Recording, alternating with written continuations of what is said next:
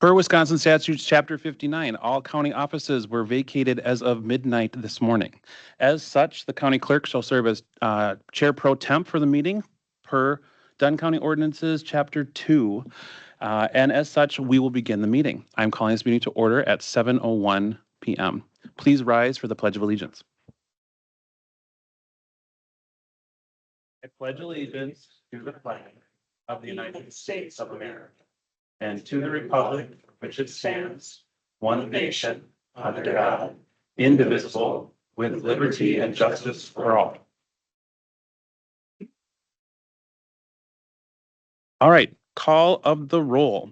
As none of you have been sworn in for your new term, we'll be addressing you as your full names. Tim Loffer is present. John Wertzler is present. Albert Kelly is present. Ron Score is here. Gary Steen is present. Dustin Shackleton is present. Gary Bjork is present. Luke Wilsey is here. Samuel Thompson is present. Donald Jetson is excused. Michelle Bashan is here. Mike Kinnear is here. Monica Barrier is here. Agnes Welsh is here. Barbara Lyon is here. Tom Wagner is here. Kelly McCullough is here. Sheila Story is present. Cody Gentz is excused. Spencer Burnt is here.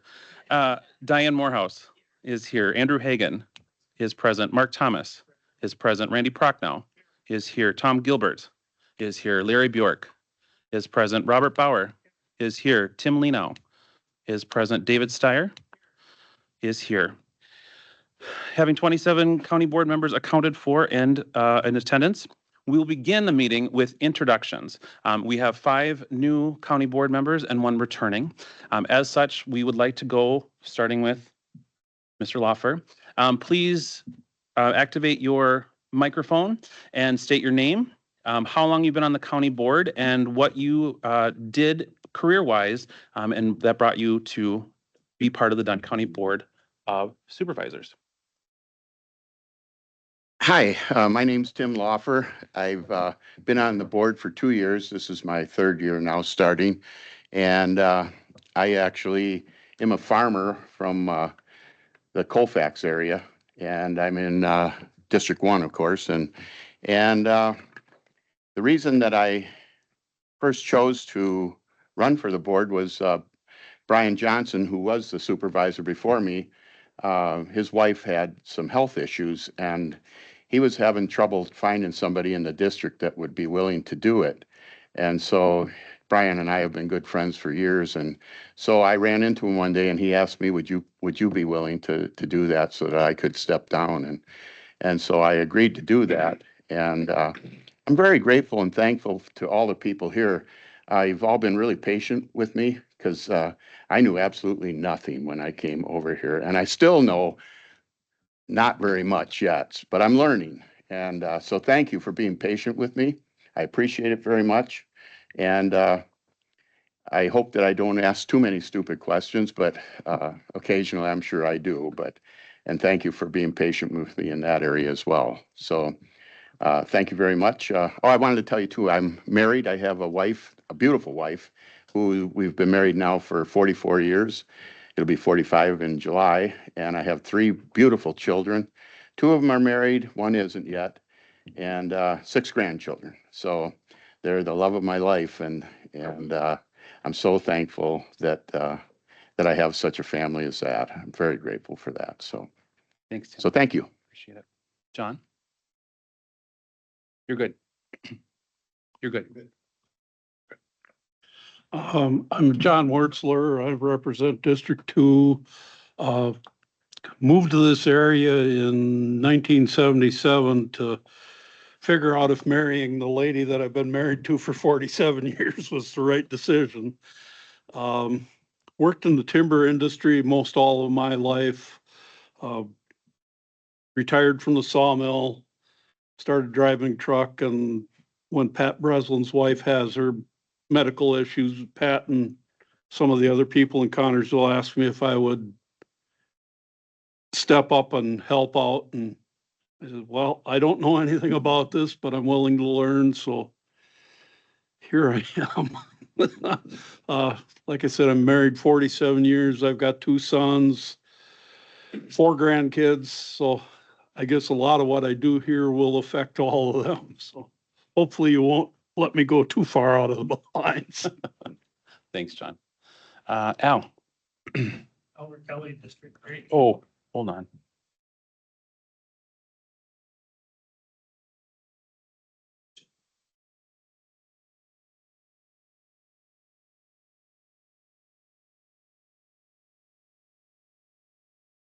District 3.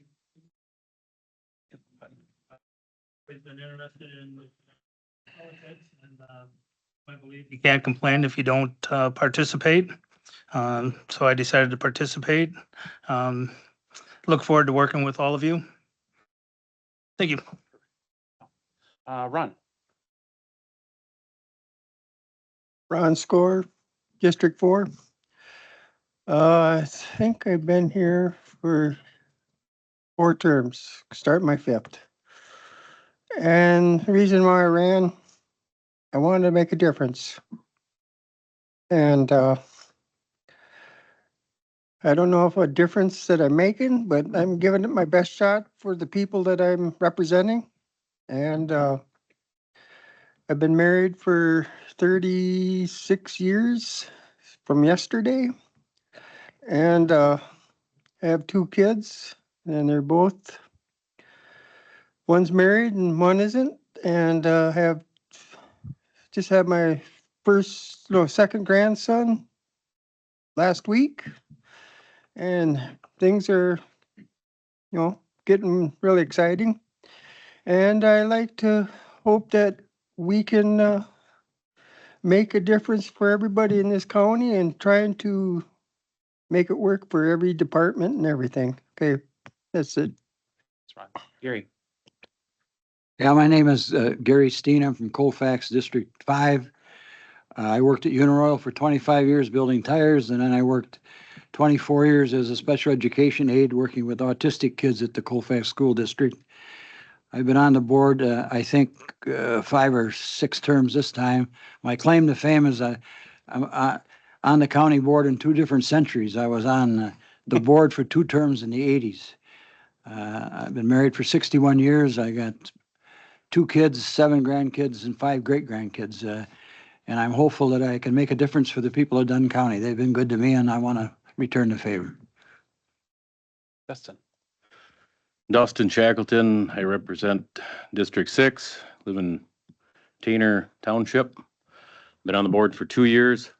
I worked road construction for 6 years and then started a tree service, ran that for 22 years now, and travel a lot of the roads in Dunn County, and just wanted to see an improvement in that is one of the main reasons. There's multiple other reasons, but wanted to see better roads in Dunn County.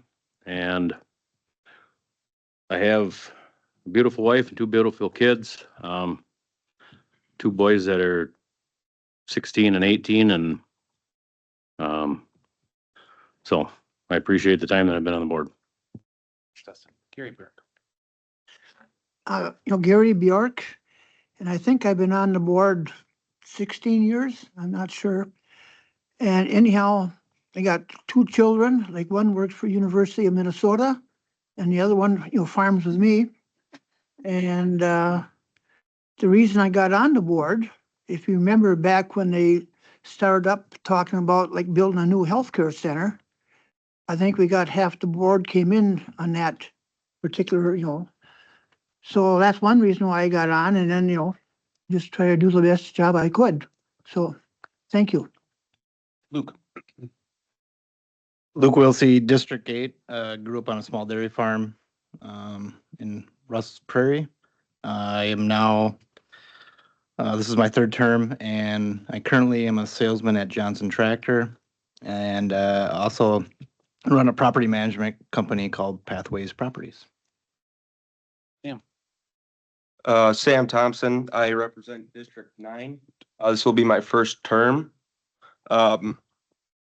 I am an estimator in commercial construction. The reason I decided to run is because I believe younger people in our community should be involved. So I thought I'd be a great example to get involved and run. So thank you for having me and look forward to working with you all. Don Jetson is not able to join us. I shouldn't probably tell you he's in Belize, but he's in Belize. So we'll get an introduction from him next time. Michelle. Michelle Bashan. I've been on the board for 2 years now. We settled in the area when my husband of 27 years retired from the Air Force. So we decided this was a good place to put down roots and call our home. I worked for the county for 5 years, so I got to see how things operated in-house. And then when I left that role, I decided I could do this too. So I currently now work, my day job is working in finance and HR in a nonprofit. Mike. Thank you. I'm Mike Kinnear. I represent the northern half of the town of Menominee for District 12. This is my 6th term, and each time it gets better. I learn more and I meet more new people. It's fantastic. I have the distinction of actually overlapping work with Gary Steen at the rubber company for a while he was working. We figured that out finally after 10 years. I got on the board because someone was retiring and they said, Mike, you're the 10th one on my list. Will you run? And I said, yeah, it sounds pretty good. But I had been involved in the township for quite some time. I moved here in 79, born and raised in Eau Claire. So this is our home area. We came back to this. Thank you. Thanks. Monica. All right. Hi, everyone. Monica Barrier, representing District 13 in North Menominee.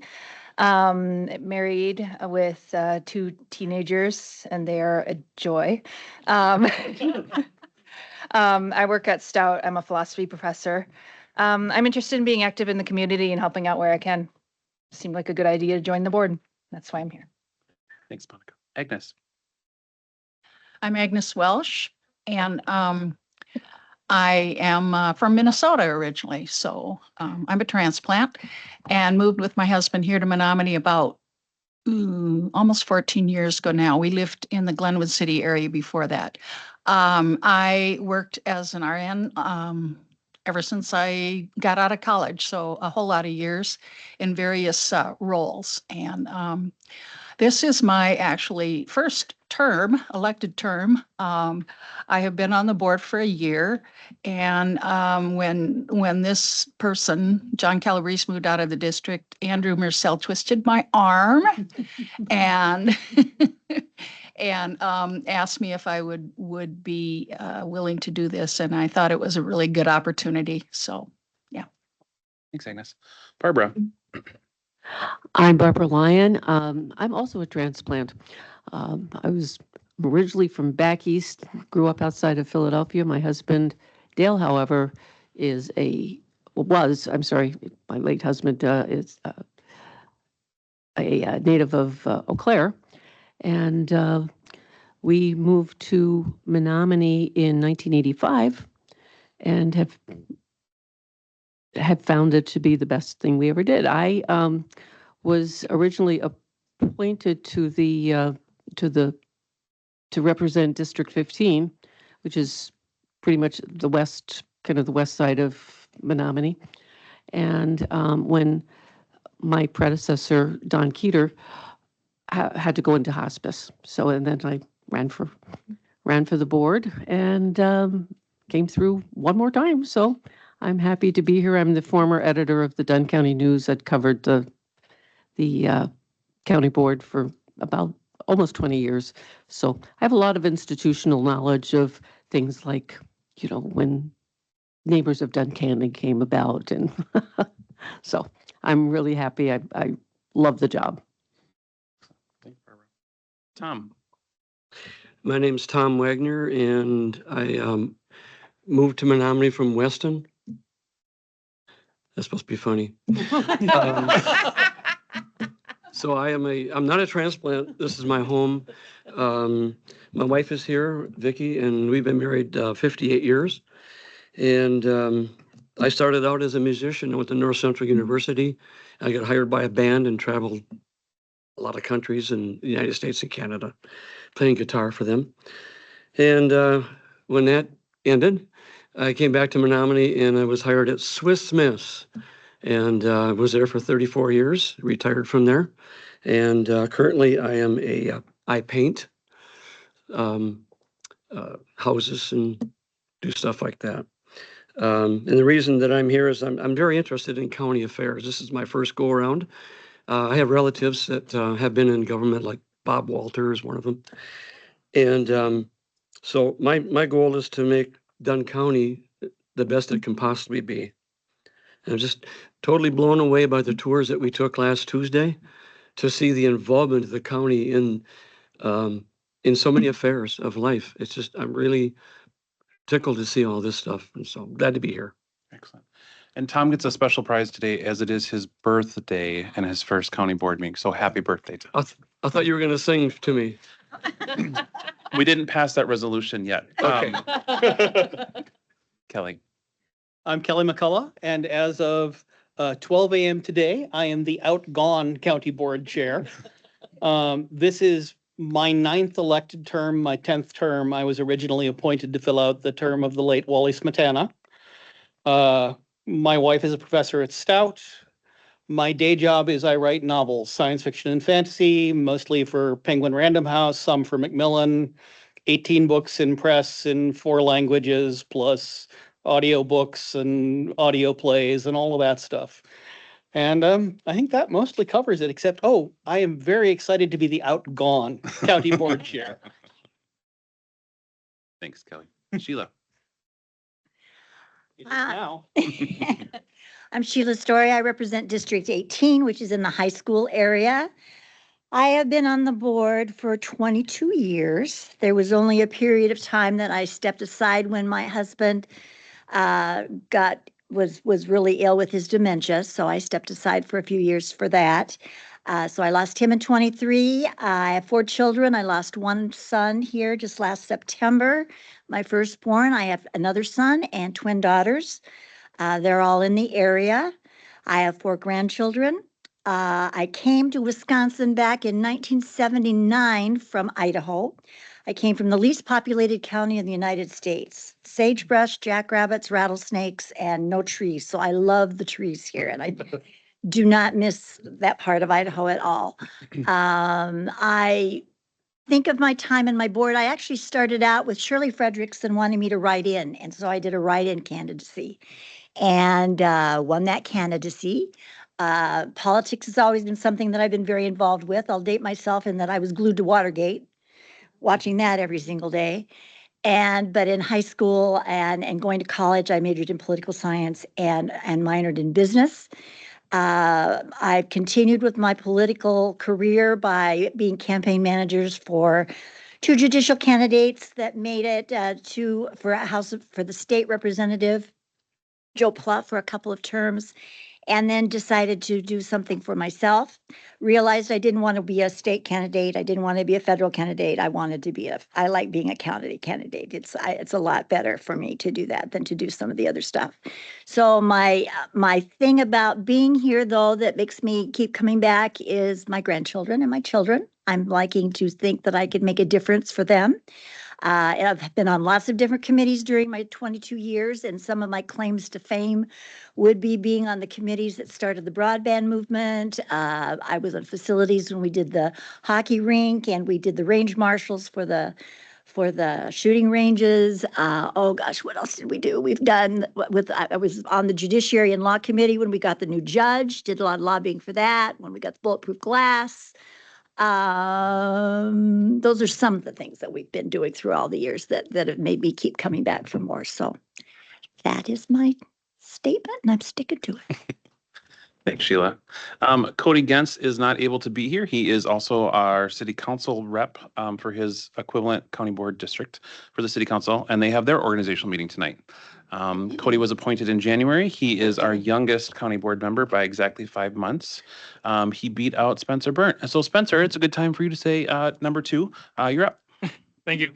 Spencer Burnt. I am I live in the southwestern part of Menominee, serving District 20. I am a UW Stout alum. Went to school, majored in software engineering, and now I work in theater, where I am the technical facilities manager at the Mabel Tainter Historic Theater downtown. I joined the county board because I was informed of an empty seat in my district, and it seemed interesting, and so I joined, and then I ran as a write-in, and then I just fell in love with local government. I've really enjoyed my time here, and I have some really big ambitions for this next term. So, thank you. Excellent. Thank you. Diane. Thank you, Mr. Chairman, Pro Tem. My name is Diane Morehouse. I have been on the county board for 10 years. This will be my sixth term. I always have to look at Mike to tell me. I am currently retired. I owned my own consulting practice for 35 years. I am a statistician and a program evaluator. I worked largely for large philanthropies around the country for 35 years. Although I didn't know him, I originally came to this area and lived in Weston for 37 years, although we did not meet. And as it turns out, I was persuaded to run for county board when I moved to District 21 by Bob Walter, who lived across the street at that time. So I'm happy to be on this board and contribute what I am able. Thank you. We always say there's not 6 degrees of separation in Dunn County. It's like 1.5 degrees. So, Andrew. Hi, I am Andrew Hagan. I am a 4th generation farmer, and I currently work at Anderson across the street. I graduated from Stout, and after that, I spent 10 years on the road working in film and television across the United States. And while doing that, I had the honor to talk with a lot of people everywhere. That was part of the job.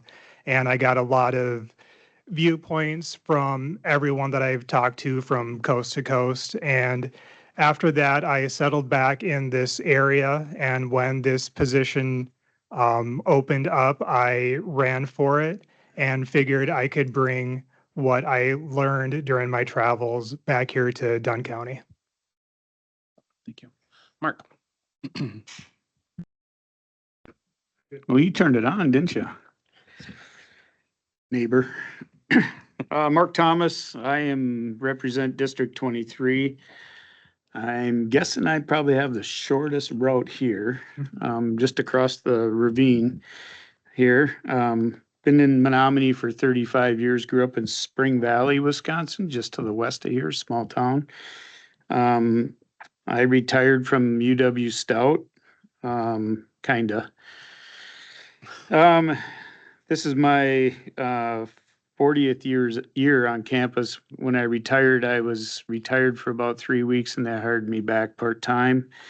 And then the school district of Spring Valley hired me part-time, and a couple other places part-time. But so I'm not really retired. I think I got 6 or 7 job titles now. But love Menominee. Didn't take long for my wife and I to want to move over here. My grandparents lived here.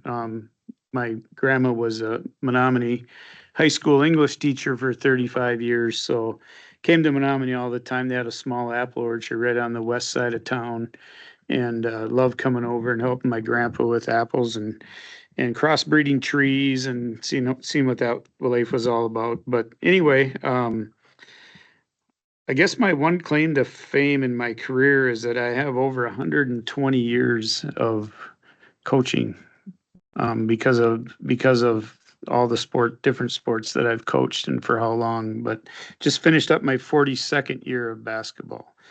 Wife and I have been married for 45 years. We have 3 kids and 4 grandkids, and Andrew just lives kittywampus from me as the crow flies. So thank you.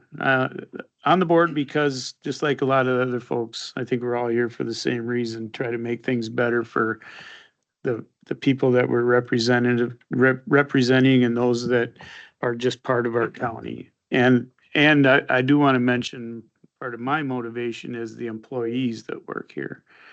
I'm trying to make their jobs the best we possibly can so they can shine. Thanks, Mark. Randy. Randy Prochnow, representing District 24, which is a good portion of Red Cedar, I guess. This should be the fourth term for the county board. I've been on facilities, highways, and transit committees for the last few years. My job is being a property assessor. I've been doing that for 26 years. I have 13 different municipalities in Dunn County that I do. I also do 89 total municipalities in 10 different counties. So I have a wide range of different places, and people are always happy with their taxes, which is the number one reason why I was on county board, to understand more taxes and understand where they go, because I have a lot of people asking me about it. So that's why I joined the county board, to be understand more about taxes and where our tax dollars go. So, thanks. Thanks. Tom. My name's Tom Gilbert, District 25. I own the Gilbert Gun Exchange in Elk Mountain. Had that for 25 years. Been married a couple times. Got 2 kids. They're all grown up. 1 grandkid. Got on the board because I try to practice what I preach mostly. And firmly believe in the whole concept of taxation and representation, which seems to fade the higher up the governmental food chain you go. But yeah, firmly believe in representing a group of people. So yeah, that's about it. Larry? I'm Larry Bjork, District 26. I always say the town of Springbrook. We have a Menominee address. My family's been in farming. So my grandfather moved from Hinsdale, Illinois in 1920 to where I live now. And we had a herd of registered brown Swiss cattle, which originated originally were from Switzerland, from when he worked in Illinois for the founder of Western Electric, Mr. Barton, and that's your Bell Telephone Company. And the house where they lived in Illinois was the first one to have indoor electricity. They had their own generators and everything like that. So that's a long time ago. But the emphasis is that Dunn County's been home for our farm and family for many years, just like a lot of other people. And I look at my experiences in growing up in Dunn County, and I can't tell you how important the programs through University Extension have been, not only for crops and livestock, but 4-H and youth programs. And I had the opportunity to visit in Washington, D.C. on the 4th of July. You know, how does that come along without some help from other folks? My wife, Lucy, is a retired attorney. She still has her sign on County Trunk E. My son, Louis, is a plumber, and has, and his wife, Heidi Rudiger, have 4 boys that are all in hockey. In fact, this last weekend, I'm at Woodbury watching my granddaughter play hockey for my other son that lives in Woodbury. So hockey and the Bjork family never happened until they came along. Now, I'd kind of like to have them haul manure, but they like hockey better. So county government's really important to me, and the people that are on it, I respect. And what pushed me, I was, okay, somewhere in there, 1988, we had a drought, sold the cows and machinery, went to tech school, got a CDL, had 3.5 million miles with Walmart in almost 30 years, and with another company prior to that. So like my wife says, you can find Menominee, Wisconsin from anywhere on the map blindfolded. And she is right, I can't. And so my neighbor, David Schaefer, in his 50s, got done milking his cows, come in the house, sat down, had a heart attack and died. And he was a new member of this board. And I said, well, if it's a time to get involved, this would be it. And I would rather have David be here than me because you hate to lose, good young guys for any particular reason. So I enjoy the board. I enjoy the people I've met. I sometimes think that we get a little too political and a little too wound up because somebody doesn't think the way I should think, or I should think the way they think. So that's why people like Mike Kinnear always appeal to me as the right kind of county board member. Thank you. Bob. Thanks, Larry. Thanks, Andrew. My name is Bob Bauer. I live in the town of Rock Creek. That's the other side of the river. We only noticed when we were around until tax time. That's when they seemed to know when we part of the Dunn County, So, graduated from CVTC as a machinist. I'm a charter member of the Rock Creek Township Fire Department. Spent 26 years on that. I'm no longer on it now, but I spent 26 years on that. The Rock Falls Sportsman's Club is still a member of that. Charter member of that as well. But I ran for this position, District 27, when it became an open seat as well. So that's about all I got. Thanks. Tim. Hi, my name's Tim Lenow. I'm representing District 28. I'm married 49 years, one daughter, two grandsons, two great-granddaughters. I am interested in serving the people of Dunn County because it's something that I really feel you can't just live somewhere, you gotta serve. You gotta do a little extra, you gotta make that contribution to society, to your neighborhood. And because of that, I'm on kind of a charter member of the Downsville Sportsman's Club, and that's been active since 1983, and we've been able to do a lot of good stuff.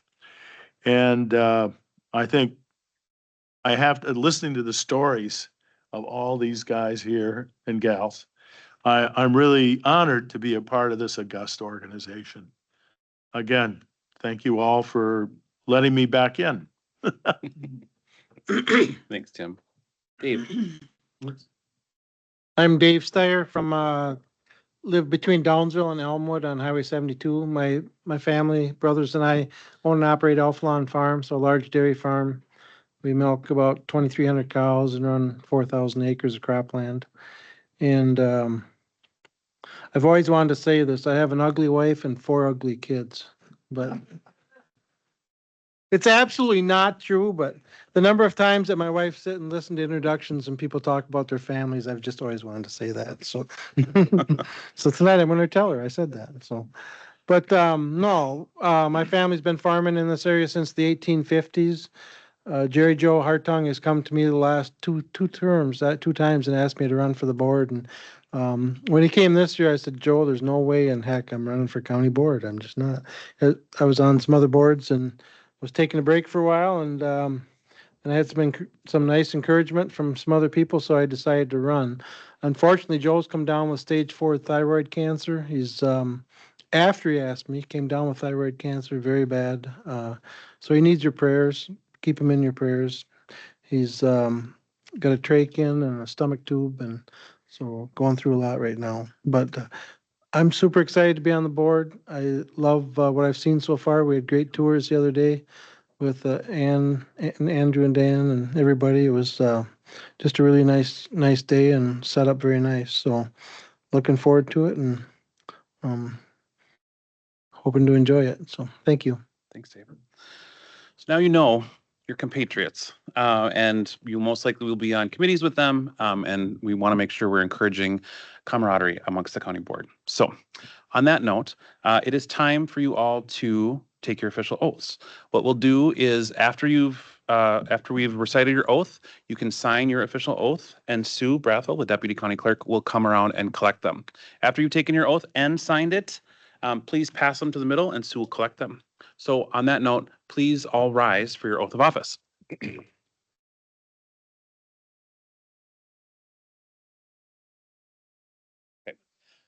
Please raise your right hand and repeat after me. I state your name. Affirm that I will support the Constitution of the United States and the Constitution of the State of Wisconsin, and will faithfully and impartially discharge the duties of the office of, state your district, to the best of my ability. I do so swear. Congratulations. Please sign your oaths of office, pass them down, and Sue will collect them.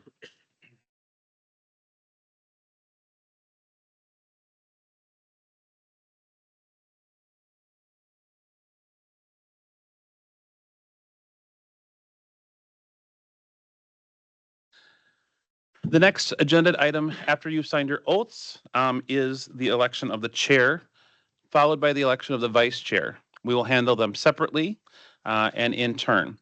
The new chair, whoever shall be elected, will not be seated until after the election of both the chair and the vice chair. Ready? So with that, we will open the nominations for chair. Nominations can be made from the floor. For anybody who is interested, you can self-nominate or have a nomination submitted. We have received information in advance, as was requested, of individuals who are wanting to serve as chair as well as for vice chair. The individual who submitted a nomination or a desire to serve is Randy Prochnow. Randy Prochnow, would you accept the nomination to serve as chair? Excellent. Can we write that down? Are there any other nominations for chair that we'll accept from the floor at this time?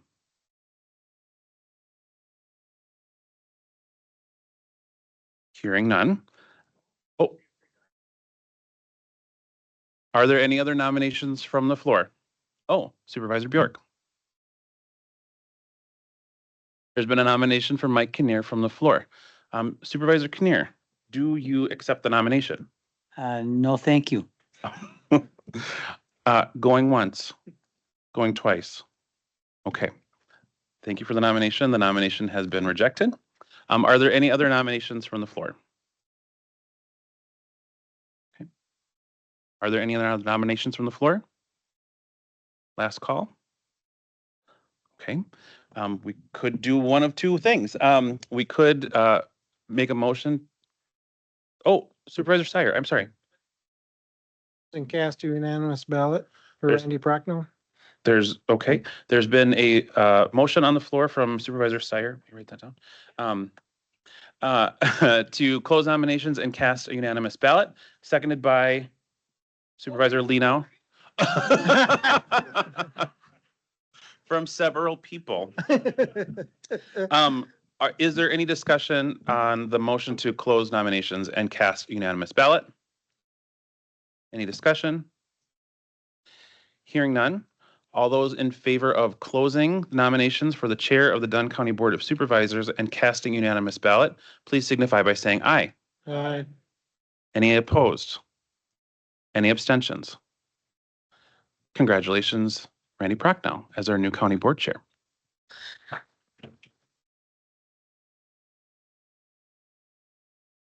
I know. Okay.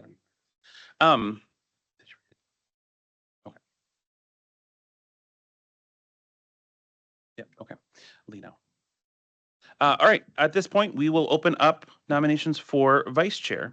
At this time, there was one individual who has pre-submitted an interest in serving as vice chair, and that is Supervisor Gary Steen. Gary Steen, will you accept the nomination as vice chair? Yes. There has been an acceptance of vice chair from Supervisor Gary Steen.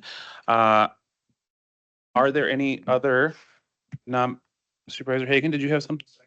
Okay, Supervisor Hagan with the second. Are there any other nominations for vice chair from the floor? Oh, Supervisor Larry Bjork. Nominate myself. There's been a self-nomination from Supervisor Larry Bjork. I'm assuming you accept. And I accept. Okay. There's been a nomination for Larry Bjork as well for vice chair. Are there any other nominations from the floor for the position of vice chair, county board? Going once? Any other nominations for vice chair? Okay. As such, we have two candidates, Supervisor Gary Steen and Supervisor Larry Bjork. There is a gray background vice chair ballot in front of you. The green one was for chair. We are not be using that, so please choose the gray background one that says vice chair at the bottom. Please indicate the candidate of your choice, and Sue will go around and collect your ballots individually. And per the rules of the board, the county clerk serving as pro temp and our corporation counsel, Jim McMenamy, will tally the ballots. Thank you.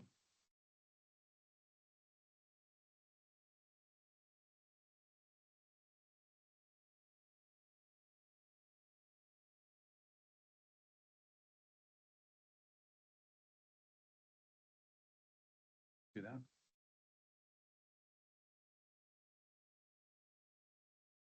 Here. Here. I'll write it down.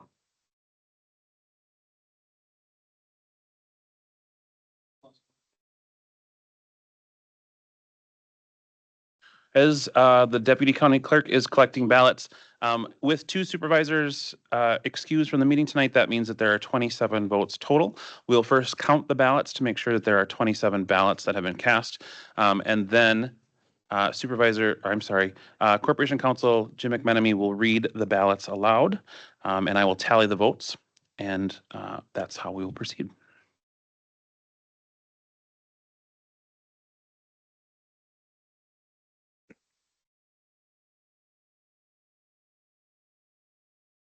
You want to call them out first? 29, 27.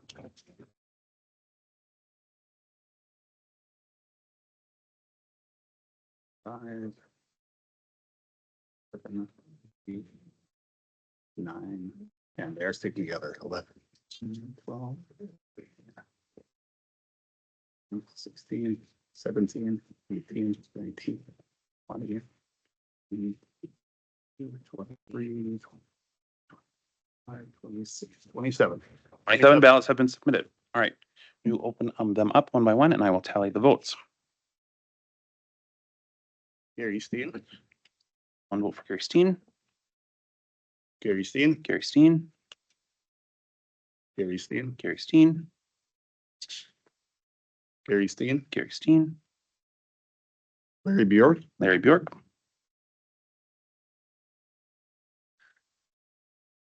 Larry Bjork. Larry Bjork. Gary Steen. Gary Steen. Larry Bjork. Larry Bjork. Gary Steen. Gary Steen. Larry Bjork. Larry Bjork.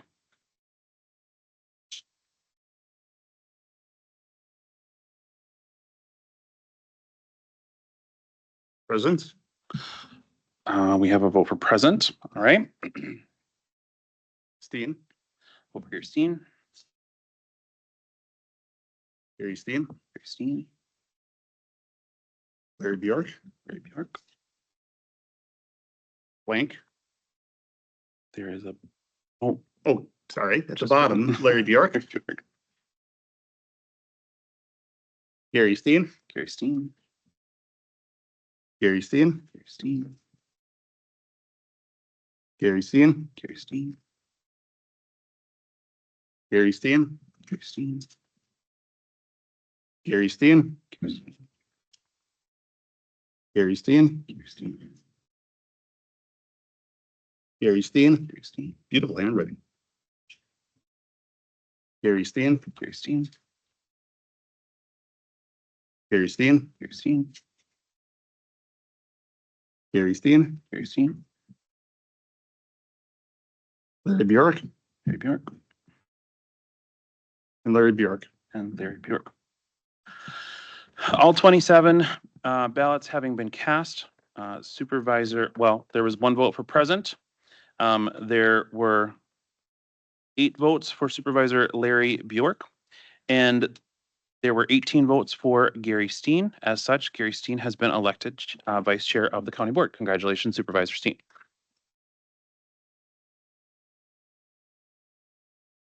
All right. At this time, our new chair can come and take the floor.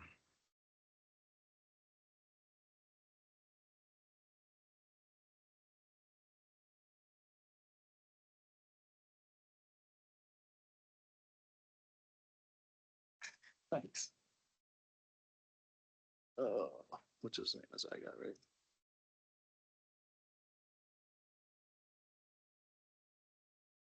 All right. First item, I guess, is approval of the minutes. Diane? Second with Gary Steen. Any additions, corrections? If not, all in favor? Any opposed? Same sign. Motion passes. Number 8, presentations of petitions, memorials, and other communications. Andrew, you have anything? Nope. I'd just like to take a moment to I don't think we thanked Gordy Wolf last month because he was still running. Thank him for the 2 years of service that he was on the county board. Also, I'd like to thank Kelly for being the chair for 4 years. He did an outstanding job and I really appreciate everything you did. And then congratulations to all the new members and everybody else that got elected. Public comment. There were no public comments that were submitted. Oh, sorry about that. There we go. I'll get used to this sooner or later, I hope.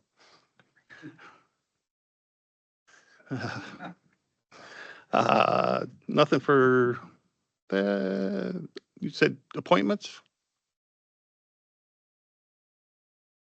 Yes.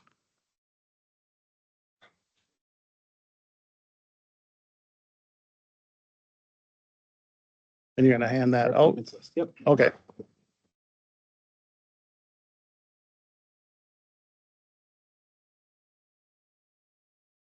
And we'll let them hand that out.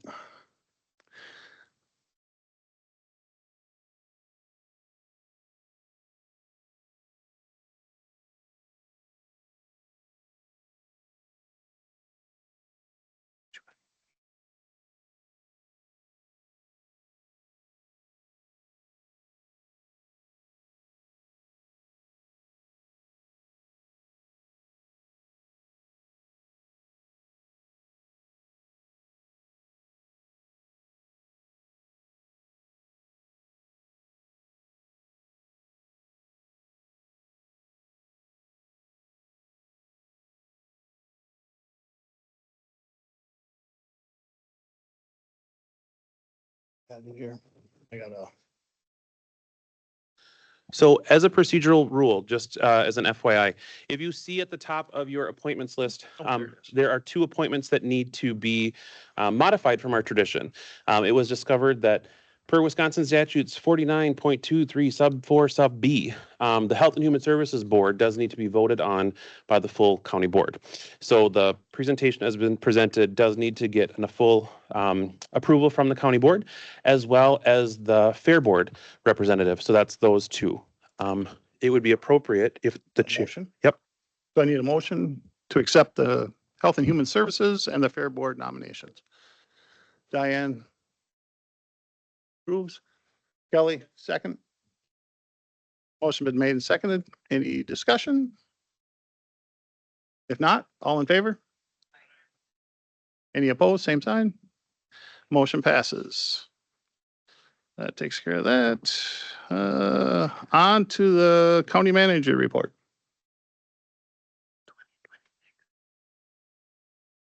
All right. So you'll see for the items over 40,000, as we present those every month, are in a different format. As you're Well, for those of you new to the board, you may not be familiar that we just are rolling out a new financial system. So this is the first time that we are reporting items over 40,000 using the new financial system. So has a different look and a feel. This is the trying to find it on my page here. This is the model that we're going to be using for voucher approvals to the different committees. So looks a little bit different. So I did include, just because of the way the report works, the items over 40,000. As we run a report, we do pay some additional vouchers over 40,000 that are typically not reported. Those items are, for the most part, our health insurance. So it's paying our insurance company. So I could remove them from the report so you don't see them every month, but I felt it doesn't necessarily hurt for you to see them. But so those numbers are coming through. So that's that Allegiance benefit plan management that you see there. Those would be both premiums and payments that are made for medical reimbursement. Item that you see there for Andrew's technology is our new time management system. So that is the annual payment that we are making for that system. The items for Associated Trust are payments on our GO bonds, so our general obligation bonds. So that's those two items, and those typically would show up. Governmentjobs.com is the system that we use for NeoGov is the system that we use to do our job recruitment and management of our employees in our personnel management. That's the annual payment for that. Then you see Reform Medicine. That's a monthly payment to Reform Medicine, which is another part of our health plan for our employees. And then finally, a payment to the state of Wisconsin for family care contribution. So that's an annual contribution that we are required to pay the state. Money kind of goes back and forth at times, and that's money going that way. Are there any questions related to that?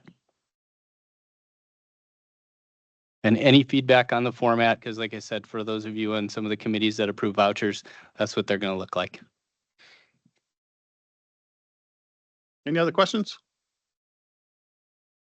Gary Steen. Yeah, Dan, I think if I'm right, all the expenditures over 40,000 are already approved. You're just bringing it to our attention. Is that correct? That is correct. Yep. Ordinance requires that any purchase over 40,000 is reported to the county board monthly. The change then would be this ongoing insurance business, right? Yeah. So if you read the statute, or the ordinance, it's anything over 40,000 that had not been previously approved by the board. Our health plan has been previously approved by the board. Quite frankly, it's a lot of work for me to filter out those items from the report. I don't think it hurts to share them, so I just figured I would include those in that monthly report. Thank you. Thanks, Dan. On to number 12, reports for the departments, registered deeds. Heather.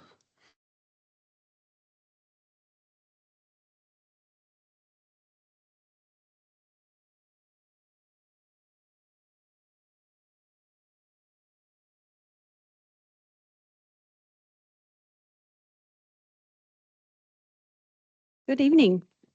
I'm Heather Kuhn, the Register of Deeds. Welcome, the new board members. My written report is included in your meeting packet, but in addition, we're asked to highlight one area for the board. So tonight we're going to focus on the evolution of land records.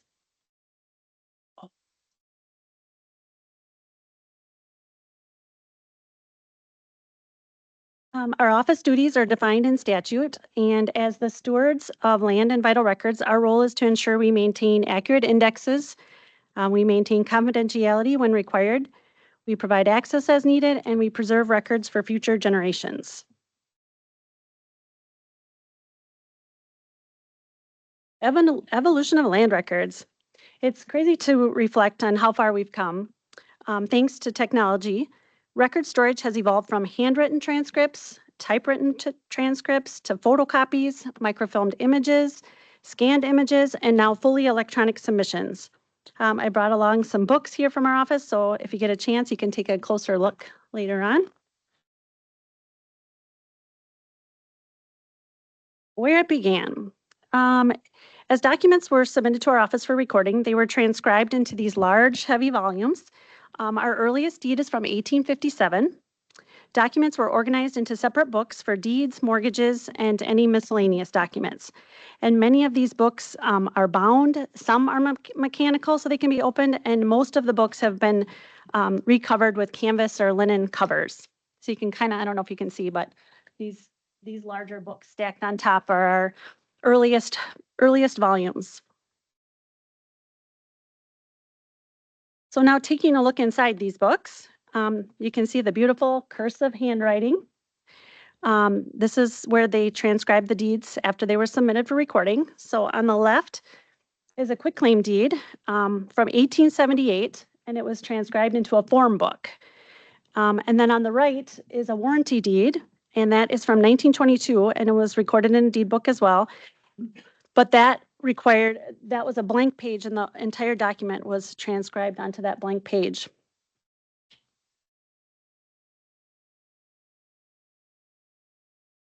So here I have, you can see it on the screen as the image, but I have an original deed from 1934, and we don't normally hold on to original documents, but this one was, I think it was found over at the neighbor's facilities, brought it to us, but it's a deed to Dunn County from the Federal Land Bank in 1934. So this document would have been submitted to our office for recording, and we assign a date and time of recording, a document number, and also a volume and page. And then this is what it looks like after it's been fully transcribed, typewritten into our books. The documents have to be kept in the order received, and they're recorded on the day that they're received. So after we've captured the document, we also then create an index for index by name, by legal description, and by document number. So then in 1967, we were able to use copy machines, which obviously simplified the process. This size book now, a little smaller. So all the documents were photocopied and combined into a single book, and it was referred to as a record book. And that practice, was up until 1989. And then we got smaller. These books were used in 1989, so the documents were microfilmed, and the microfilm was shipped weekly to a vendor who produced these smaller bound books. Much easier to handle.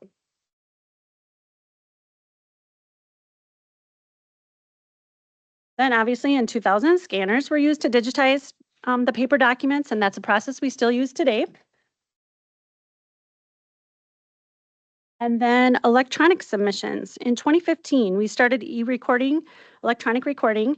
So submitters such as title companies or attorneys and lenders, they scan and upload the documents, and they use state-approved vendors. In 2025, 82% of all documents were submitted electronically. This is a screenshot of our prep screen and our recording software, which allows us to monitor documents within a queue, which you'll see on the left side there, available recordings. And it helps us keep the documents in the order received. Lastly, this is, what would happen if there's a natural disaster or a cybersecurity incident? Most of our paper documents have been digitized. And this is an illustration of our server infrastructure. We use a vendor-hosted offsite server system called Bastion, which you see in the center there.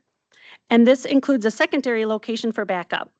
And our hosted data includes financials, indexing information, and images. So when someone needs to access our records online, they're connecting directly to these servers. I'm told these servers are regularly tested. You're always welcome to stop by our office anytime to learn more. Appreciate your support and happy to answer any questions. Any questions for Heather? Supervisor Lino. Yeah, quick question. Has there been any attempts to access your data storage? Not that I'm aware of. Okay. Like I said, we pay for this vendor hosted service and they do regular testing, like penetration testing. And I've not been told of any attempts. Thank you. Anyone else? If not, free to go. Thanks, Heather. Thank you. UW Madison Extension's up.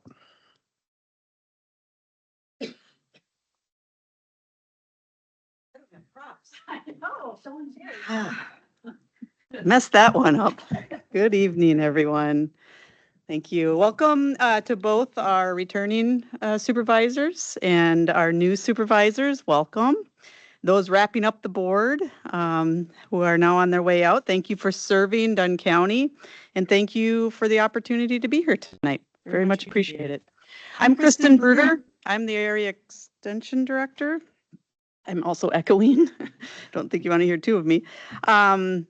For those of you who were here last year, I'm going to apologize up front. I am not 4-H kids. I'm not going to be as engaging. Very sorry. That's a tough act to follow. But I have had the privilege to work alongside a team that is deeply committed to Dunn County and to this community. So tonight I want to do three things. First, introduce you to the extension team. I want to secondly highlight a few examples of our work. And third, share how I'm working to make extension a little easier to understand. So rather than me talking about the extension team, I'd like to introduce you to them and give you a chance to hear directly from them on the work that they're doing. And we'll do that through video. You may have seen this last year, those of you who are returning.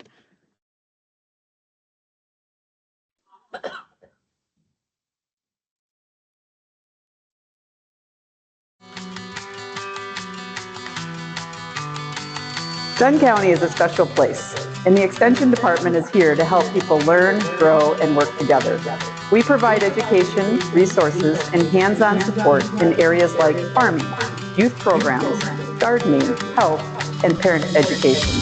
No matter the need, we're here to help communities thrive. As the Dunn County 4-H and Youth Development Educator, I'm dedicated to creating an inclusive environment where all youth can lead, learn, and grow.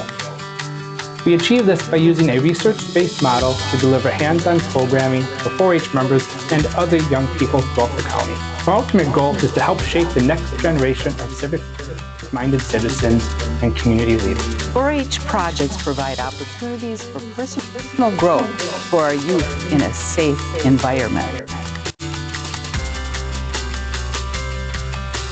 I help community leaders solve local problems. I work with them on issues like ambulance service and feeling like they belong in their community.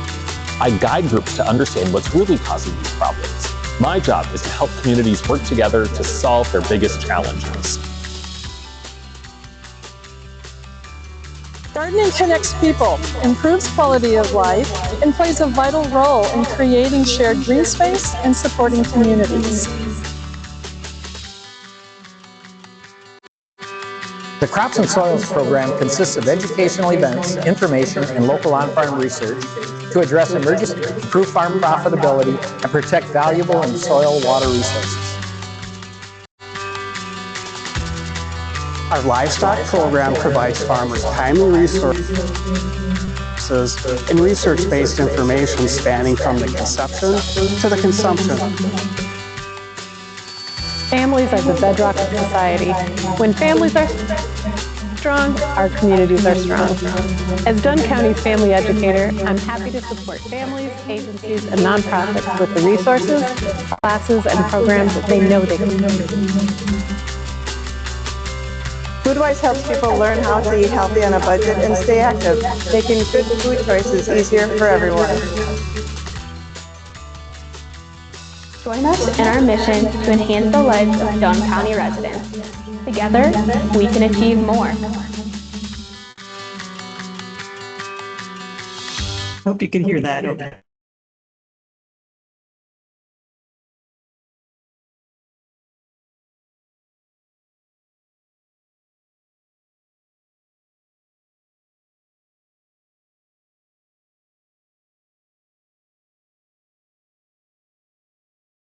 Oh, now?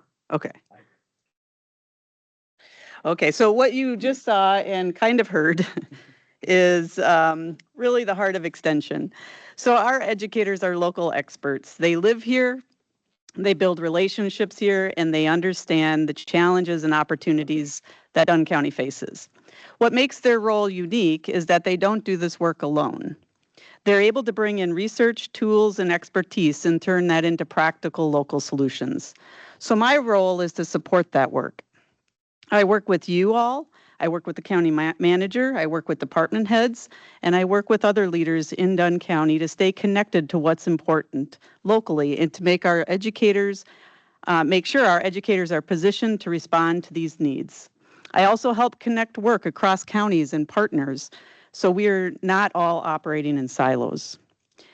And just briefly on the structure, my role is completely funded by the state, while our educators are co-funded between the state and the county. So that shared investment is what allows us to have local experts right here in Dunn County, people grounded in the community and backed by the resources of UW-Madison. And what that looks like in action is reflected throughout the annual report you have in your packets. So I won't walk through every page. I could, but it might take us a while.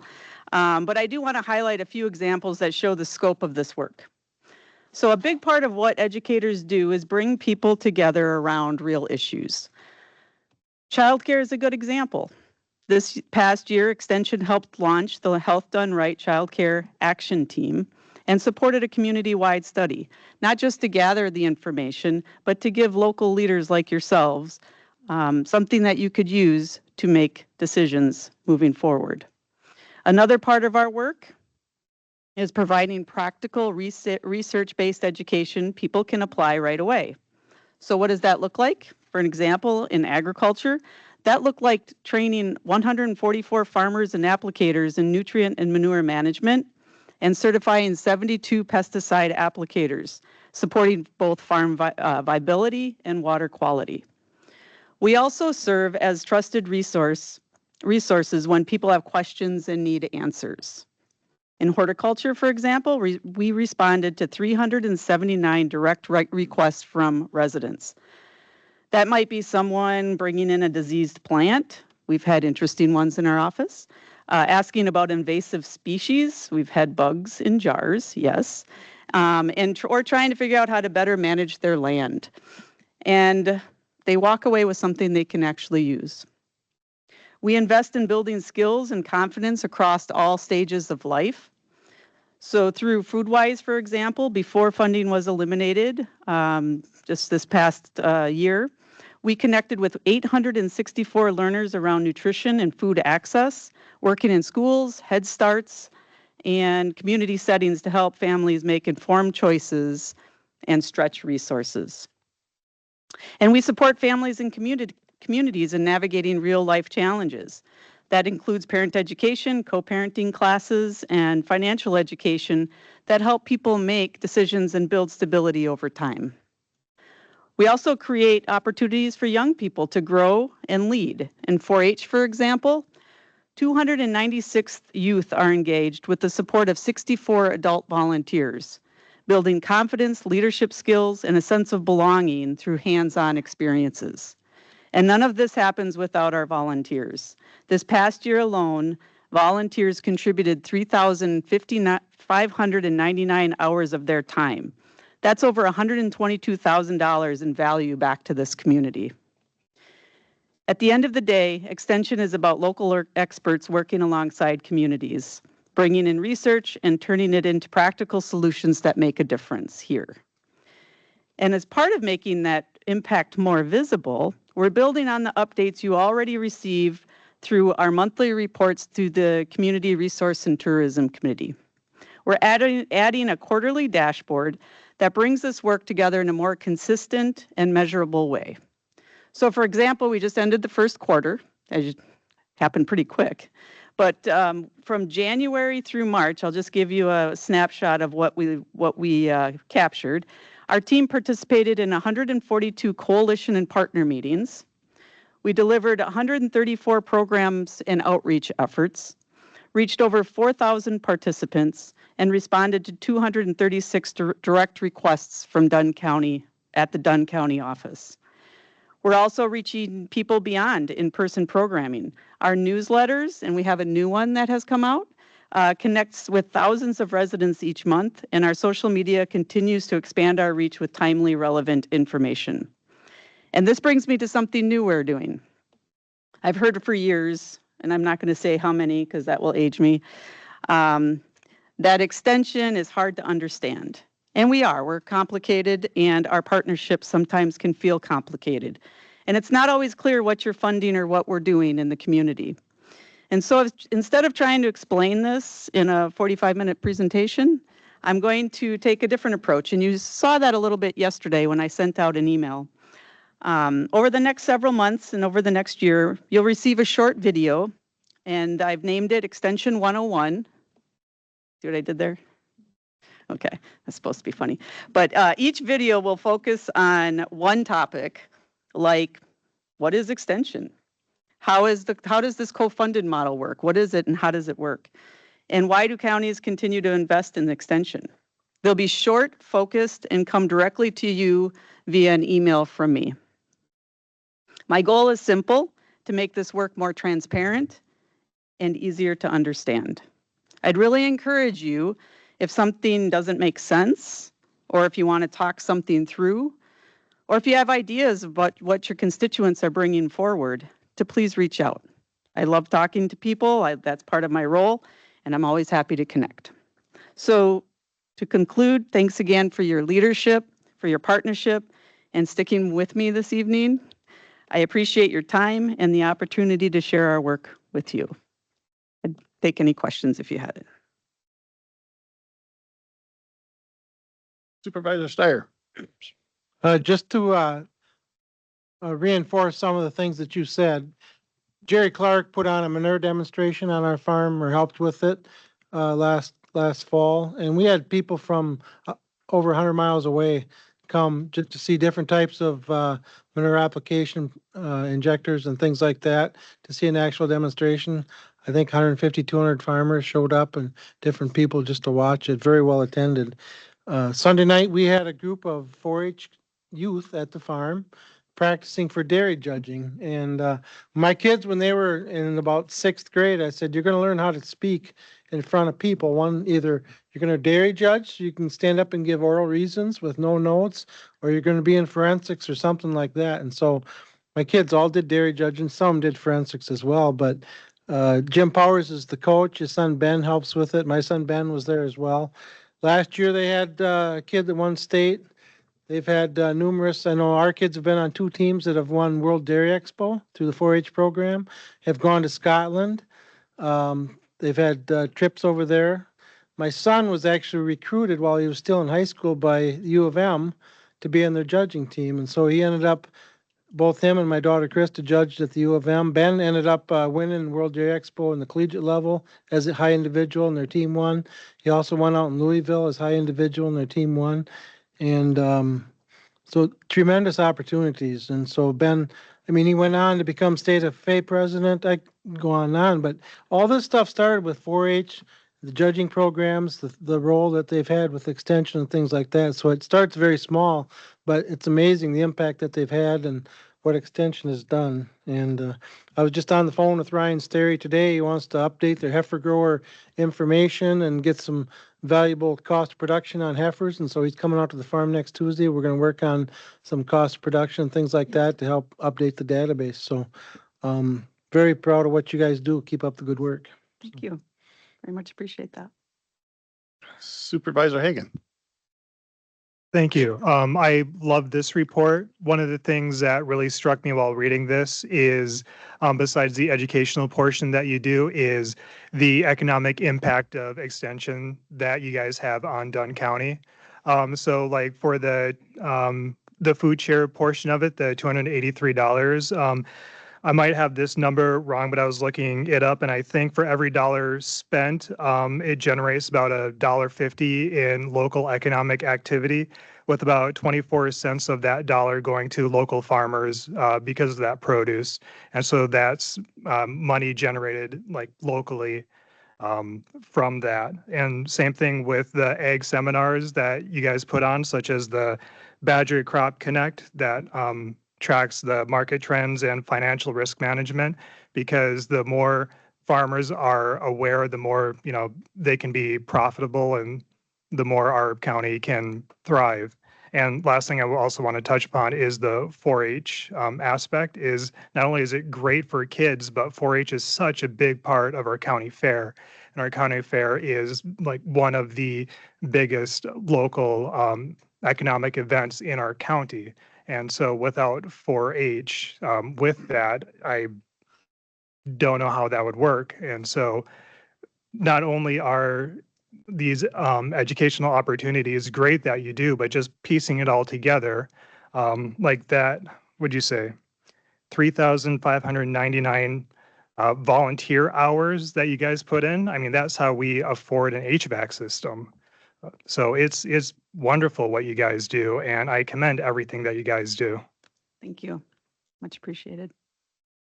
Any other questions, comments? If not, thanks. Thank you. Very good. 13, Human Services Budget adjustment. Amendment. There you go. Anybody? Motion? I so moved. Bauer seconds. All right. Anybody speaking to it? If not, it's pretty standard. And it's a roll call vote. Any other discussion? Going once? Going twice? All right. Roll call vote. So supervisors, if you tap the screen on your microphones, we will start the vote. You can choose your selection, and as they come in, we will tally them. Let me, if you have any issues with your microphone and the touch screen.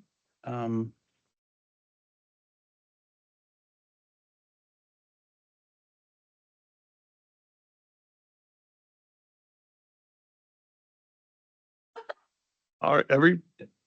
There. Got it? All right. Okay. It passes. Next, consideration reports, resolutions, ordinance coming to the county board. The standing committees, committee on admin. I guess, Dan, you want to talk about that first? Sure. We have an item here to update. It's actually two policies that came from the Committee on Administration. One regarding call-in conversion to comp time, and the other one is an elimination of sick leave donation. So I put together a little slideshow to talk through the change related to call-in pay and compensatory time. I think these are somewhat maybe unique items to the public sector that not everyone is always aware of, and as there's been a lot of debate in the Committee on Administration and the Executive Committee having a fruitful discussion there, I wanted to make sure everybody is on the same page before we move forward with this. So first of all, I want to start off with overtime, and so I'm going to start off here kind of just going over the definitions of what these things are. I think these are terms that we float around a lot, but they do actually have legal definitions. So the Fair Labor Standards Act, FLSA, requires that overtime be paid for any time worked, and that term is underlined and bolded, beyond 40 hours in a single work week. So a work week is something that the county can define, and we do define that as Saturday to Sunday for most of our employees. You can see that there is a special provision for law enforcement and jail employees that they kind of have it's complex.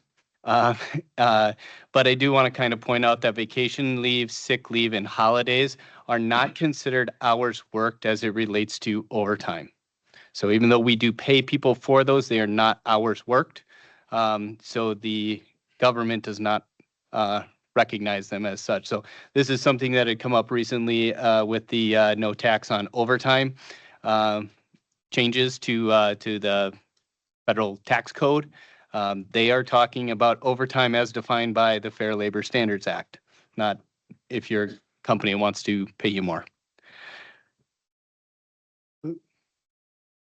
So hours worked, once again, the Fair Labor Standards Act defines that. Kind of talk through that a little bit, but it's really any time that an employee is working. They use the term suffers or permits as far as an employer. I thought it was fun words to use, but it really talks about any time that employee is doing something essentially that we are making them do. So then call-in pay. So call-in pay is something that we provide as a benefit to our employees in the county. It is a premium pay. And we'll use that term premium pay to differentiate that from overtime, right? It is a premium pay that compensates employees at 1.5 times their regular pay when they are called in to perform work. So very similar to overtime in that it is reimbursed at the same rate, but it is not overtime by the definition of the Fair Labor Standards Act. And we do have a 2-hour minimum on that. So if an employee does have to come in, we do automatically always pay them for 2 hours at 1.5. So once again, that is an incentive pay and it is not considered overtime. It may be overtime if an employee did go over 40 hours actually worked in that week, but it is not necessarily overtime. Compensatory time, or comp time as you'll hear that called. So comp time is allowed under the Fair Labor Standards Act. It is only allowed in the public sector. So private employers are not allowed to provide comp time according to the Fair Labor Standards Act. Comp time is paid time off in lieu of cash for overtime pay.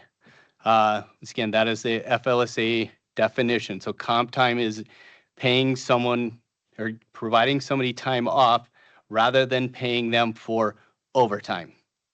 And so they can, as opposed to receiving 1.5 times their pay, they can receive, let's just say it was a whole day of comp time, they can receive 1.5 days of leave. So it'd be 1.5 times. As a county, we don't allow that as part of our rules around with our state retirement system. We don't allow somebody to hold comp time past a year. It has to be paid out within that same year if it isn't used as actual leave. Comp time by FLSA requirements requires mutual consent between the employer and the employee. So an employer cannot force an employee to take comp time. And the employee cannot take it unless the employer also agrees to that. But management does have the ability to require employees to take a payout or to take that comp time in that time whenever they would like to. So as it is right now, we have a current practice that has happened. So this whole thing kind of came up as we rolled out our new financial system, and we rolled it out related to the policies that we had written. And our policies, we identified through that our policies did not align with the way our former software system had worked. So as employees came to use this in the new system, they were unable to do what they always had, even though the new system did align with our policy. So that's kind of the reason that we're to this point. So our current practice allows the conversion of call-in time to comp time. And this has been occurring in some departments for as long as we can tell. So this has been a kind of a long-standing practice. Employees can also accumulate comp time but must maintain a balance under 60 hours at any given time. So they can continue to accrue it, but once they hit 60, they cannot add any more. If they use that, they can bring it back up to 60. So it does kind of roll back and forth, is that current practice. That can allow for annual accrual and usage to reach 200 plus hours in a year in some cases. Allowing call-in time to be converted into comp time has some impacts. So the conversion of call-in pay to comp time from a financial standpoint does cost the county less in that we are not paying people overtime for that work. However, it does have a corresponding decrease in productivity because those employees are taking time off as opposed to working on those other things. So it's kind of a balance between those two items. So that is our current practice that has been around for a long time. And so I put together some slides. So this is very common within our highway department, which is where you see these examples from. So this is what a timesheet might look like for an employee, just a sample here. So this would be the snowstorm that happened on Sunday, right? So the employee goes in and gets called in to work on Sunday. So they have now hit that call-in pay standard. They were called in, they worked 10 hours. So that is 10 hours worked. They can then convert that to comp time, and that is 15 hours of comp time. So they work 10, they get 15 hours of comp time. They then use 10 hours of comp time on Monday. So that is essentially taking a day off. In a lot of these cases, that's an employee who worked late at night and is sleeping that next day because they're going to have to come in probably the next day to do some more either cleanup plowing or back to the regular schedule. Then on Tuesday, they would work their 10-hour shift. Wednesday, they'd work a 10-hour shift. Thursday, they work a 10-hour shift. I should probably say our highway workers work 4 10-hour shifts, which is why you see this. So what you have then in this week is that employee has 40 hours worked. So that was the 10 hours on Sunday, 10 on Tuesday, 10 on Wednesday, 10 on Thursday. They then also accumulated 15 hours of comp time, used 10 of that. So they have 5 that they would continue to carry forward for future usage. A second scenario is similar.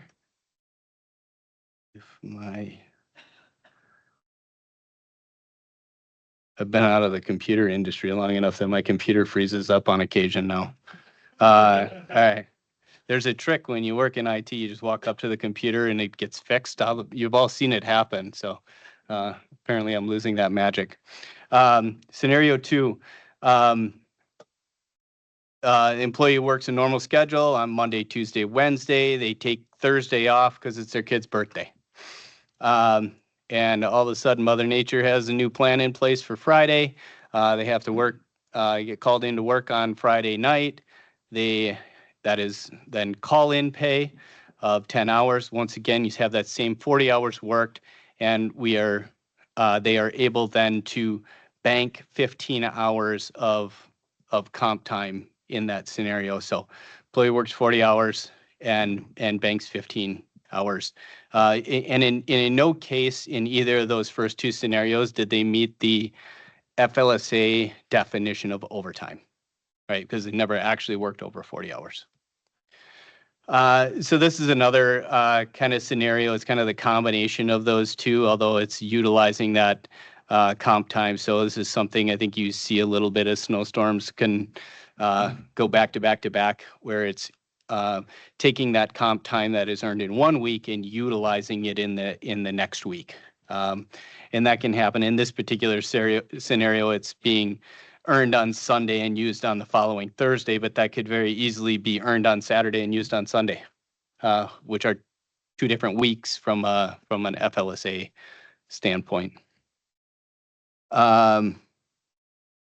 So once again, this is a similar scenario, but it ends in 15 hours of comp time.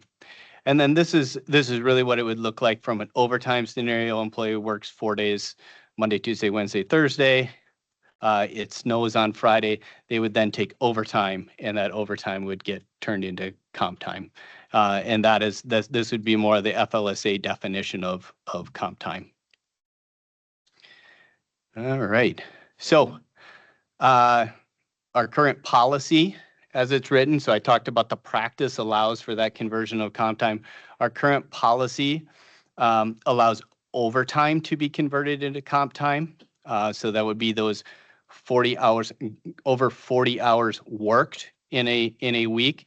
So that would not include, so if an employee works, in this case, a highway worker works 3 days and takes 1 day of vacation, that's only 30 hours worked, right? So you'd have to work another 10 plus in order to hit that overtime number. So the policy currently does not state that call-in time can be converted to comp time. It says that overtime can be converted to comp time. So the other thing that exists in our current policy is, I would say, a lack of clarity, especially as we've been looking at this, around the intent of comp time accrual maximum. So I have a quote in here of, it says, those employees eligible to accrue compensation time are authorized to accrue up to a maximum of 60 hours. So I'm sure this made sense as it was written in its first time, but as we start looking at this, we ask the question of, okay, so is this limit intended to be the accrual within a year, or is this limit intended to be a limit on the balance that you have at a given point in time? The current interpretation of that, or the current practice, is that is based on the balance at any given time, not on that annual accrual. So that's currently what is in our policy. So not allowing the conversion of call-in pay to comp time. Talked about this a little bit earlier, so it's really the opposite impact. So there is a higher financial cost if you are paying people out for their overtime. But the productivity impact, or theoretically, we maintain a level productivity because we're getting more hours out of our employees at an increased cost. All right. So moving forward, in what you have in your packet as it relates to the policy is the policy changes that were proposed by the Committee on Administration allow for the conversion of call-in pay to comp time. So this change would make our current policy align with our current practice, allowing employees to do that. In addition to that, the changes to the policy that the Committee on Administration is putting forward clarifies that max accrual language of comp time to 60 hours within a calendar year. So I talked a little bit before where somebody could earn 60, use 10, and then they can earn another 10, and then they can use 10, and they can earn another 10. With this change, that would not be allowed. The total accrual that you would have in a year would be limited at 60. And so that's what was put forward by the Committee on Administration. So if there are any questions on that, I would say let's hold off on a motion because the agenda item is the approval of 2 policies. So the second policy that is a part of that is related to our leave donation policy. That leave donation is a scenario where an employee has some sort of a major medical or need to take time off and they do not have that.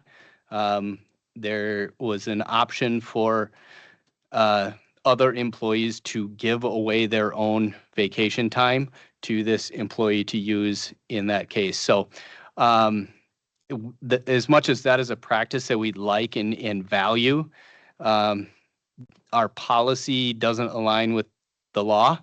It is allowed for us to do that, but only in situations where an employee has a catastrophic medical needs, and that definition is much more strict than the one that we had followed. So this change to the policy, I would argue, is a temporary one to get it off of our books until we can come up with some better solutions to be able to support employees in that position.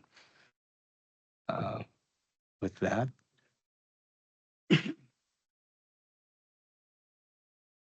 Any clarifying questions?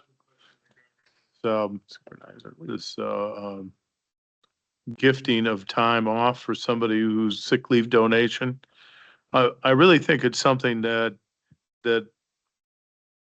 people have a heart and they see somebody hurting and they want to do something for them. And I think I'm not quite sure how this goes against current law. I think I'd like a little more discussion about that or some clarification there to find out, all right, if it's against the law, it's against the law. I guess we can't do it. But there should be some accommodation for people to help other people. You let Jenna talk. She's online. Jenna? Jenna, Jenny, you wanna? Good evening. Can you hear me? Yes. Yeah. Yes. Yes. So the review of the legal concerns have to do with what Dan said as far as defining when a situation is considered catastrophic. And then there are also tax implications to how we would tax the employee for receiving those donations, and then also ensure that the employee that's donating is being taxed appropriately. So how we have been doing it is not in line with what we have understood to as far as the legal side of things. That being said, like as Dan mentioned, we are going to be looking into other ways to fill the gap for these situations. I will note, I think the question was asked at the Committee on Administration, how many leave donation or how many employees received leave donations. For 2025, that number was 12. The 2 years prior to that, 8 employees received it. So it's not insignificant, but it is a pretty small number of employees, and something that we think we can manage with other creative solutions. Okay. I'd be very interested in hearing about those creative solutions. So maybe we could hear a little bit more about that at some time in the future. Yes, we will be, the Committee on Administration did request for us to look into short-term disability options. We do have a version of short-term disability, but there are, at least a 30-day waiting period involved with those. And then also looking into other provisions that would support parental leave or caregiver leave. Supervisor Steen. Yes, I guess, how long has this been going on this way? What part? The sick leave or the Sick leave. sick leave? The Either one? leave donation provision has been in place for as long as I've been here. So I would say, at least 10 plus years, probably since the original employee handbook was created in 2011. Thank you for your answer, Jen. I guess if it's been in place that long, I would be more inclined to leave it as it is until you find a suitable replacement, because the whole idea of it is to show some humanity from the county to the employees. Am I clear in what I'm saying here? I guess that's how I would look at it. And so don't tell me why you can't do it. Tell me a way how we can do it, then we can change it, if that makes sense. Thank you. Thanks. Any other clarifying questions? If not, we'll need a motion, and basically, as summarize the motion, it's to adopt a policy, Adopt the policies as provided in the, yes, without the sick leave and 60 hours maximum. yeah, it's Okay. the allowing comp time, Up to 60. allowing call-in to be converted to comp time and a up to max 60 in a year. in a year. And then the elimination of sick leave. But it is, as I would say, as written in the packet. Yes. So first we need a motion on that. Kelly?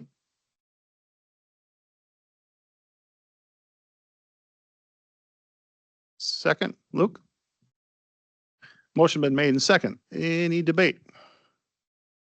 Supervisor Bashan? I would like to move to amend the proposal with the language submitted ahead of time. That, Andrew? yes, that language that was submitted, the amendment proposed by Supervisor Bashan states, those employees eligible to accrue compensatory time are authorized to accrue and use such time, provided the accrued balance does not exceed 60 hours at any time. So if I understand it correctly, it would be a rolling 60. Yeah. Yep. 60. There's amendment. Is there a second to the amendment? Spencer. Supervisor Spencer, seconded. Any discussion? Supervisor Steyer? Is that what we're doing right now? Yes.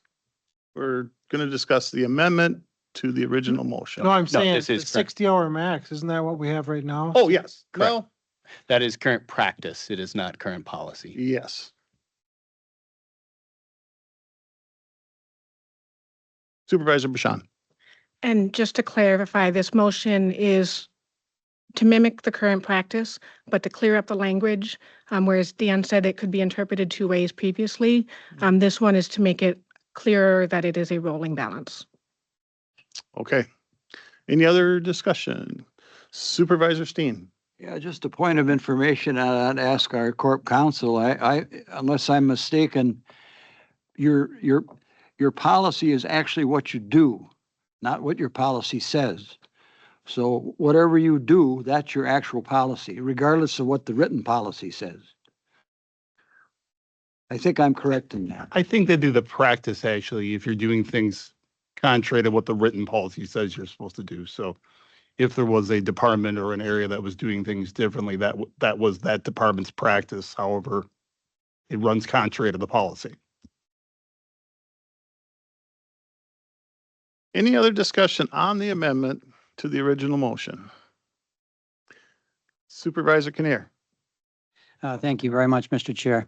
So if I understand what the amendment is, it's to keep it the way it is and clarify it. It's working now. It's a good retention policy for staff. I don't see why we wouldn't do the amendment, so I would support it. Thank you. Supervisor Wilsey? Thank you. Ask for a roll call vote on this. Thank you. We will. On the motion, on the amendment of the motion, right? All right. Any other discussion on the amendment to the original motion? If not, it is a roll call vote and Andrew will get that set up. So supervisors, if you tap the screen, your voting is now open. You can vote on the amendment as presented by Supervisor Bashan and seconded by Supervisor Burnt.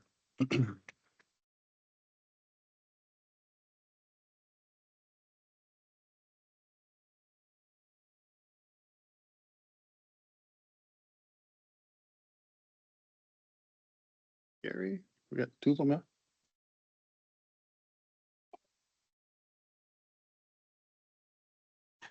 There we go. Okay.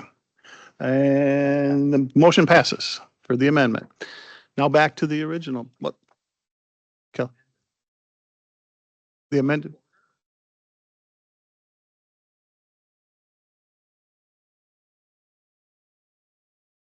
And somebody abstained. Okay. So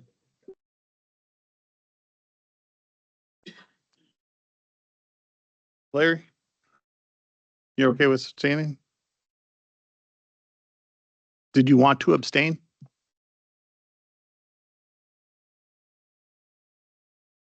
Okay. We'll let that go. The motion passes for the amendment. Now back to the original motion. With the amendment. Amended original motion. There you go. Any discussion? If not, this doesn't have to be roll call. All in favor, signify by saying aye. Any opposed? Same sign. Passes. All right. One down. Coming from the Facilities Committee, approval to move forward with the Judicial Center HVAC project. Dan, you want to talk on that first? Sure. So there's a staff report in your packet that kind of outlines the history of our what we've been doing the last few years related to the HVAC project for the Judicial Center. We are at the point now, as we went through a public bid process for a company to do that system. We have received the final numbers, and we're bringing that to the board here to kind of give one last go ahead before we get to the point of obligating funds to this project. So I think as it relates to kind of our ordinances and procedures around this is something, as we have talked about this project a lot. I told you we would bring it back to you and you would have opportunities to be able to vote on it before we move forward. And so that's where we are. There is one more step for this process as we were to move forward, is we would have to do borrowing for that. The borrowing had been approved as part of the 2026 budget, but there is another parameters resolution that would need to go through the full board here in a couple of months if we were to move forward. So bringing this forward for you to discuss, and if you feel it appropriate to tell us to move forward. So we need a motion then, basically. You need a motion. Any clarifying questions first? Otherwise, we will need a motion to move forward. Diane moves. Tim Leno seconds. Motion been made second. Any discussion? Any? Supervisor Steyer. So being new, this is my first day on the job. What was the bid? I believe was 9.3 million, Dan, is what we went through in orientation. Yeah, the bid is actually 8.9, but the total borrowing related to that would be 9.3 with the additional costs. Yeah. What other systems did the Facilities Committee look at? I mean, this is a ground source heat system. Did they, I mean, to replace what's there, did they price that out? Was there any cost estimates done for replacing the current system that's in the building? Yeah, there was a process that we had gone through, a comparison of those two, brought that to the Facilities Committee. And as we move forward with that project, the Facilities Committee chose to move forward with a geothermal-based system. Geothermal is the system that's currently in place for this building, and the neighbors of Dunn County, our facilities staff, have been happy with those and are familiar with the upkeep of those systems. So they preferred that as a method. And I think the additional changes to that are the total life of a geothermal system is far greater than a traditional type system, as well as the replacement of the pieces, the parts to that over time. As much as there are many parts, they're smaller and less expensive. So as we evaluated those costs, it was determined that over the expected life of that system, the geothermal system actually comes in less. And it should be pointed out, Supervisor Prochnow tells me to bury this lead. There is an additional $2.5 million of federal money through the infrastructure IRS. Why can't Energy. brains? Yeah. Anyway, through federal program, an additional $2.5 million that would actually cut that cost down. We didn't include that in the borrowing because we don't necessarily know the timing and the exact number for that, but there is an additional some additional benefits for going that path.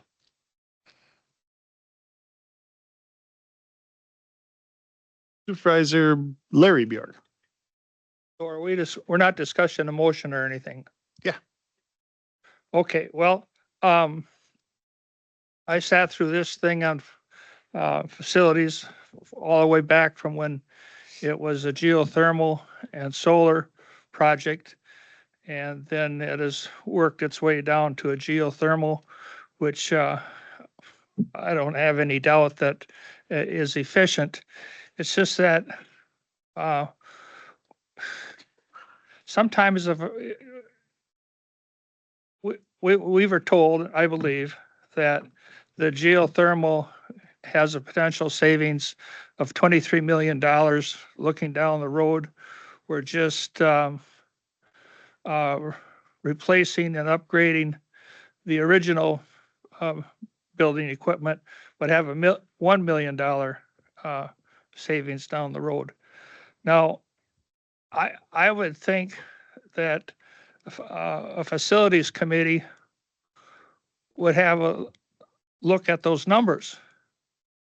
And not that I question them, but if you tell me one project saves us 23 million and the other one saves us 1 million, well, you'd be an idiot not to go for a savings of 23 million. But it'd have really been nice on facilities to have a look at some of those numbers. So that's the only comment I have. And, you know, I don't question it. I just wish that elected people that put on a committee would see how you come up with the numbers. Thank you. Supervisor Steyer. The grant money that you talked about, Dan, is that guaranteed or not? Yeah, so I remember the name. It's the Inflation Reduction Act. It is so it is money that was put in place for. So as a private homeowner, if you were to put in like solar panels or geothermal, you can in your income tax return put that in as a deduction, and you can essentially get I think it's 10% back on the overall cost or 20% back on the overall cost. That was not true for public entities because we don't file income taxes. So the Inflation Reduction Act actually added in a way for public entities to be able to receive that essentially that tax benefit. So we would essentially file a tax return where we made no money and paid no taxes, and they would give us that money back. It's a percentage of the overall cost, just like if you were to do that in your house. Now, is it guaranteed? 3 years ago or 2 years ago, the geothermal was at the rate that it currently is, and solar was also something that you could get that for. Solar was taken away from that program I believe it's still available for like another month or two, and then that's going to go away. So it could change. The federal government could all of a sudden remove that, and as soon as, whenever they wanted to. We do believe that once we move forward and have started expending funds for that, then their ability to take that away or to essentially like claw back those funds would go away. So I think we're very confident that we will receive that. But the process for that is, it exists and it has been done. We haven't done it. And so the plan that we have right now would be to borrow that 9.3 million. And then in a year from now, we get 2.5. We can then utilize that funds on, maybe that's a future capital pay down or to decrease borrowing on a future capital project, or to use that to maybe pay down debt. But as opposed to changing our financing based on the hope And I don't want to say hope, I think there's a high probability, but it'd be nice to have that cash in hand before we start obligating it. Any more discussion? Any more questions? Supervisor Wilsey. Roll call vote on this, please. Yep. Any other discussion? Going once? Going twice? All right, we will do a roll call vote. Andrew will set it up.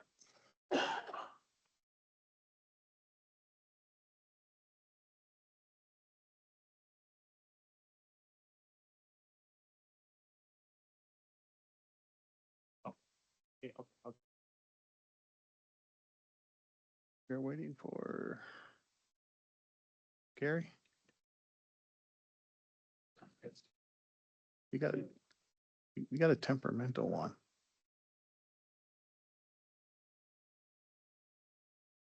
There we go. There we go. All right, everyone has voted and the motion passes.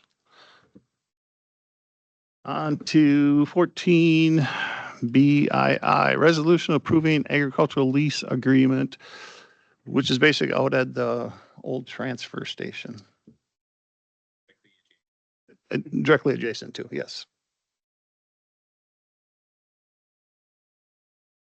Anybody want to make a motion? Supervisor Bashan, Kinnear, seconds it. Sorry. Mike sits up so high, I can't see you back there. Sorry. Motion been made and seconded. Any discussion on it? Supervisor Bjork. Mr. Chairman. Also from Facilities Committee, and I have to look out for Dunn County and not consider personalities.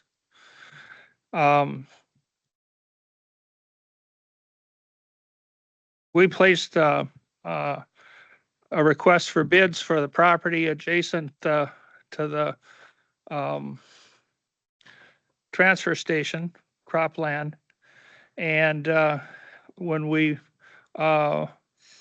opened the bids, I think I can't have the dollar amount here right with me, but it about doubled to I think it was close to over $300 an acre rental rate. So then you would have to ask questions. I would have to ask the question of myself is, the other properties that Dunn County has that are agricultural, how are we compensated for those?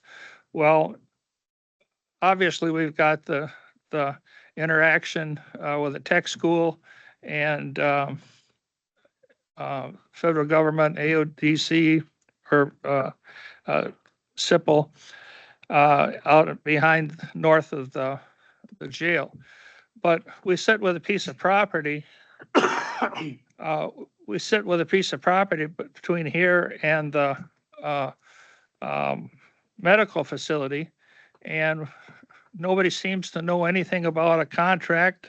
Jim looked it up, I believe, and there is no contract. And I like the guy just fine that's doing it, and maybe he.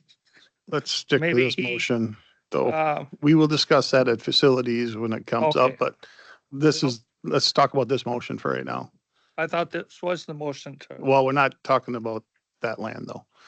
Oh, okay. So. Thank you, Mr. Chairman. Any other questions? If not, all in favor of leasing the property out? Any opposed? Motion passes. From the Highway Committee, resolution recognizing Work Zone Awareness Month. Or week, I guess. No, month, I guess it is. Week. Yeah, I was gonna say, I thought it was supposed to be a week. I'm like, I thought we said week at the meeting, but anyway, sorry, typo. I just read it. We need a motion on that? Yeah. Oh, we need a motion. Kelly, Spencer, seconds it. Any discussion? It's basically recognizing the work safety slow down, observe the speed limits in the work zones, because our people are very prone to accidents out there. So all in favor? Any opposed? Motion passes. Announcements. Huh? You can go first. Before we adjourn, after adjournment tonight, Chair Prochnow would like each of the committees to get together and decide on your committee times. I have sheets for you to fill out to verify when your next committee meeting will be, so that we can get that on the public meetings calendar and have that up to date. So please don't leave right away. I think Chair Prochnow would like to meet with each of the new standing committee chairs first. And then your standing committee chairs will come find you. So please don't take off. We have a couple of things of business yet.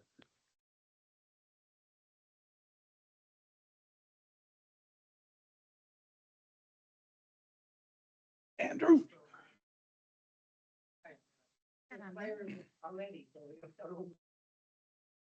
Got a typo? What does it say? On all of them. Oh. There is a little typo. What do you want to do? Apologies for the typo. The intention is that the terms all expire in April of 2028 on this new term. Thank you for pointing that out, Supervisor Fowler.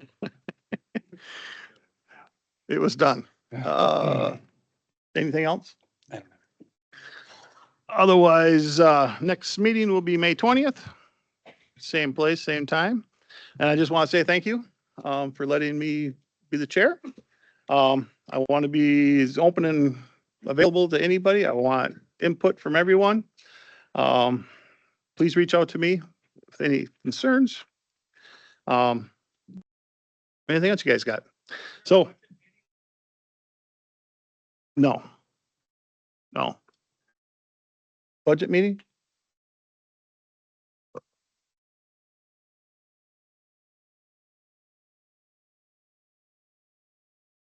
Not anymore.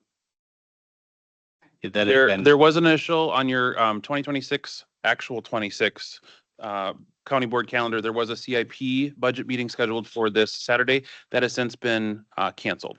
So don't plan to come on Saturday. All right. Any other announcements? Otherwise, meeting adjourned.